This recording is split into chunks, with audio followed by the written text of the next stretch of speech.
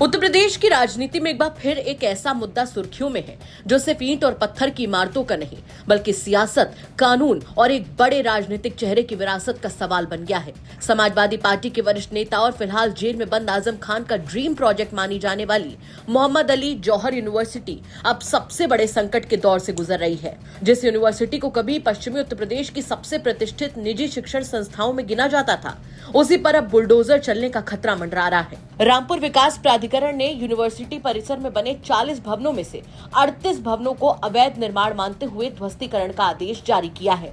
अगर तय समय के अंदर इन भवनों को नहीं हटाया गया तो प्रशासन खुद आगे की कार्रवाई करेगा। ऐसे में सवाल सिर्फ ये नहीं कि इमारत बचेगी या नहीं, बल्कि ये भी है कि क्या आजम खान का सबसे बड़ा सपना अब मलबे में तब्दील होने वाला है। रामपुर विकास प्राधिकरण का कहना है कि यूनिवर्सिटी परिसर में जिन 38 भवनों को चिन्हित किया गया है, उनका निर्माण बिना स्वीकृत नक्शे के कराया गया था। इसी आधार पर संस्थान को 15 दिन का नोटिस जारी किया गया है। प्राधिकरण ने साफ कर दिया कि अगर निर्धारित समय में कार्रवाई नहीं की गई तो नियमानुसार ध्वस्तीकरण की प्रक्रिया शुरू कर दी जाएगी।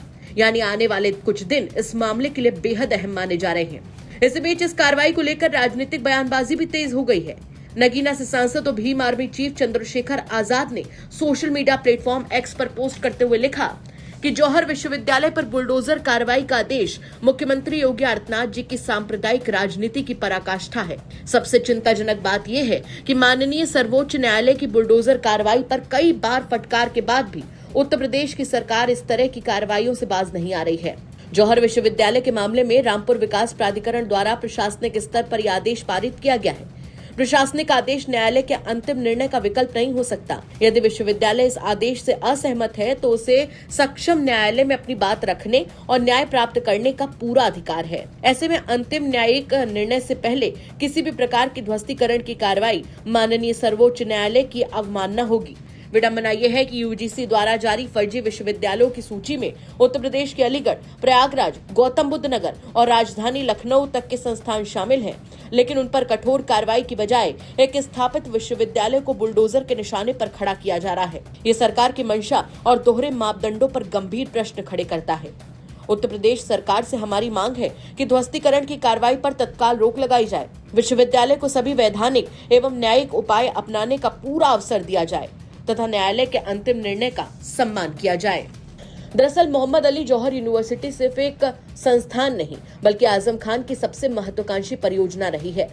साल 2006 में समाजवादी पार्टी की सरकार के दौरान इसका शिलान्यास हुआ। उस समय के मुख्यमंत्री मुलायम सिंह यादव खुद कई मंत्रियों के साथ रामपुर पहुंचे थे।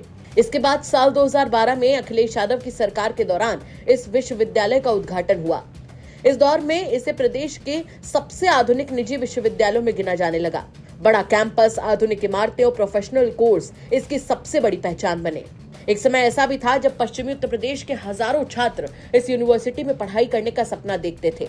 यहाँ engineering, medical, pharmacy, law, BEd, management, paramedical, research समेत कई प्रोफेशनल कोर्स संचालित किए जाने लगे। साल 2017 से 2020 तक का समय इस यूनिवर्सिटी का गोल्डन टाइम माना जाता है। उस दौरान बड़ी संख्या में छात्र यहाँ पढ़ाई कर रहे थे।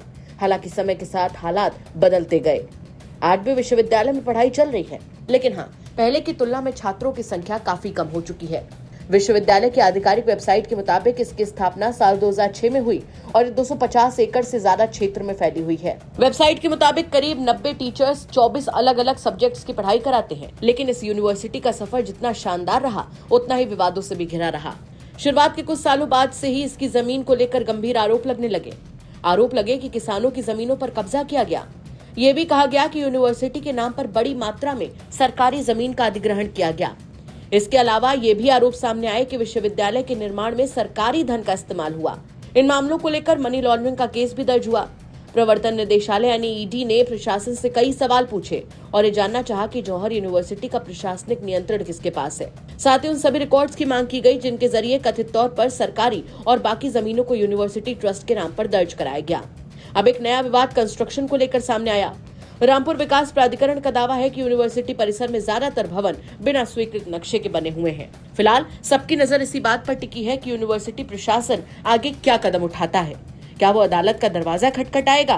क्या ध्वस्तीकरण पर रोक लगेगी या फिर बुलडोजर कार्रवाई सचमुच जमीनी स्तर पर उतरती दिखाई देगी? लेकिन एक बात तो तय है कि ये मामला अब सिर्फ एक विश्वविद्यालय तक सीमित नहीं रहा।